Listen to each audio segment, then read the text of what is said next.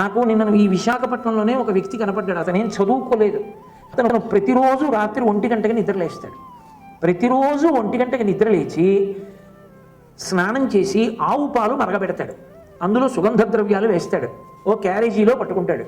పట్టుకుని హోర్న వాన పడిపోతున్నా, శరీరాన్ని చలిగాలి కోసేస్తున్నా, హెల్మెట్ పెట్టుకుని డ్రైవ్ చేయడానికి ఇంకో స్నేహితుడిని అడిగి ఎక్కడో ఉన్నటువంటి తాటి చెట్ల పాలెం దగ్గర నుంచి సింహాచలం కొండ మీద కడతాడు.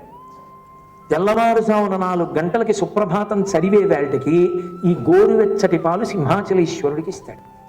నేనన్నా, విశాఖపట్నంలో తుఫాన్లు ఎక్కువ కదా, తుఫాన్ వస్తే ఏం చేస్తాను? నేను అతని జవాబుకి ముచ్చట పడిపోయాను. అతను అన్నాడు, హెల్మెట్ పెట్టుకుని ఎంత వానలోనైనా డ్రైవ్ చేయగలిగినటువంటి వాడు నాకు స్నేహితుడు ఉన్నాడు. వాడు డ్రైవ్ చేస్తే వెనక కూర్చుంటా క్యారేజీ పట్టుకుని అన్నాడు. నేనన్నా, ఎందుకు కూర్చుని పెట్టుకెడతావు అలా పాలన్నాను.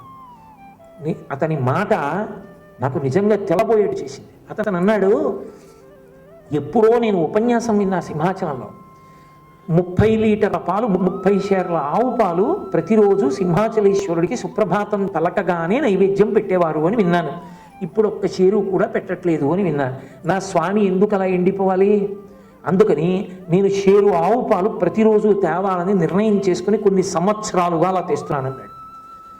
నేను చాలా ఆశ్చర్యపోయాను.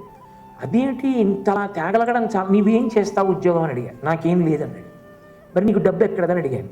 నా స్నేహితులందరినీ అడిగి 6,000 పోగు చేసి ఆవు పాలు ఇస్తానన్నాడు. ఇది విని ఫారినర్ ఒకడు పెట్రోల్ ఖర్చులతో కలిపి నాకు 8,000 ఇస్తాడు. నా జీవితానికి ప్రయోజనం అదొకటే. ఒకే ఒక్క మాట విన్నాడు అంతే. దానికోసం తన జీవితాన్ని అలా ఉంచేసుకున్నాడు. నీకేమిటి తృప్తి అని అడిగాడు. ప్రతిరోజు సింహాచలేశ్వరుడికి తెల్లవారేటప్పటికి ఆయన పాలు తాగే అలవాటు వదిలిపెట్టుకోవలసిన దరిద్రం లేకుండా, ఇన్ని 100 ఎకరాల భూమి ఉన్న స్వామికి పొద్దున్న ఆవు పాలు లేనివాడు అనిపించుకోకుండా నా స్వామి తాగడానికి ఆవు పాలు పట్టుకెడుతున్నాను. నాకు చాలా కమిట్మెంట్, హెల్దీ ఫియర్, అది సంస్కారం.